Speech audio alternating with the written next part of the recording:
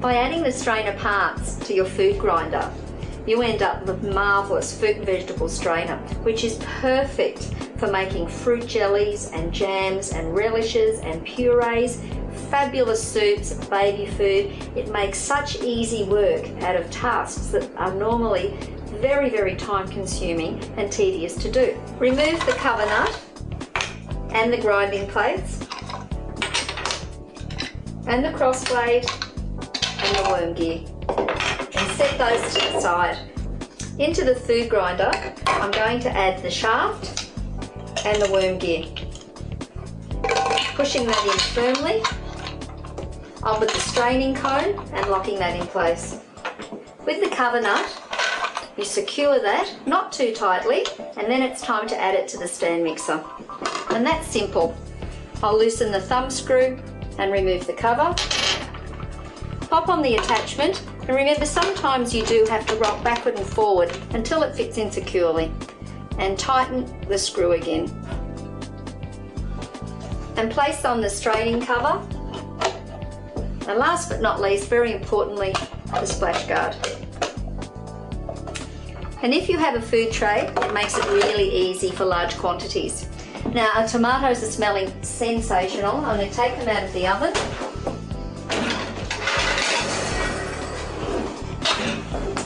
Some fresh, ripe hydroponic tomatoes. We've cut them in half, pop them onto the tray with some garlic, rosemary, chilli, olive oil, bit of salt and pepper, and they've roasted until they're just plump and lightly softened. And this is, of course, the base of our beautiful tomato bread soup. We need a couple of bowls, one to actually collect the beautiful fresh tomato juice or puree, and another to collect the offcuts, so the skin and the seeds and the little calyxes from the top of the tomatoes. As you see, they'll collect in this bowl here. Turning the mixer to speed 1 to start, turn the machine on, and then to speed 4. I'm going to add the tomatoes and the garlic and the chilli.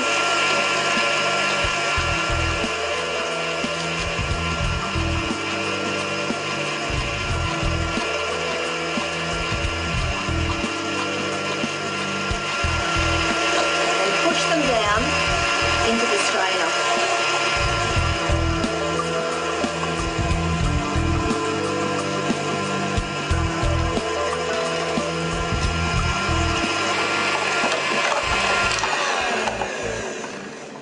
It's amazing how quickly it separates all the nasty seeds and pith and skin and stems, and just leaves you with the beautiful fresh juice or pulp.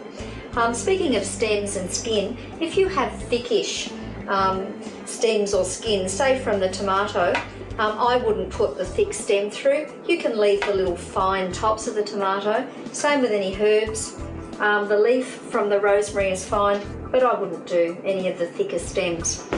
Now that we have the delicious soup or fresh juice, we can go on with the rest of the recipe.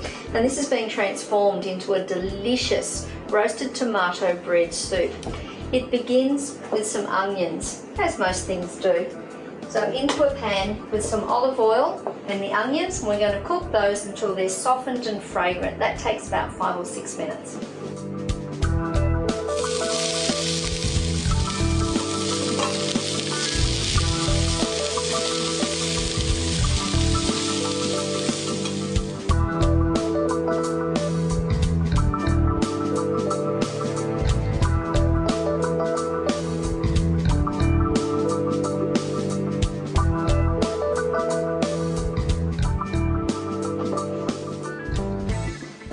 Smells fabulous.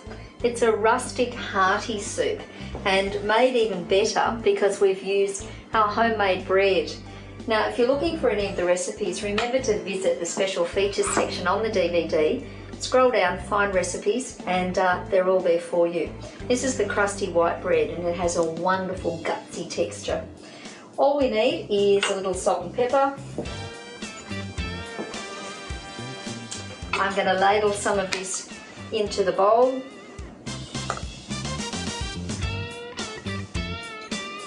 Now half of the bread has melted into the soup and the other half just remains in the lovely big rustic chunks. The texture is glorious.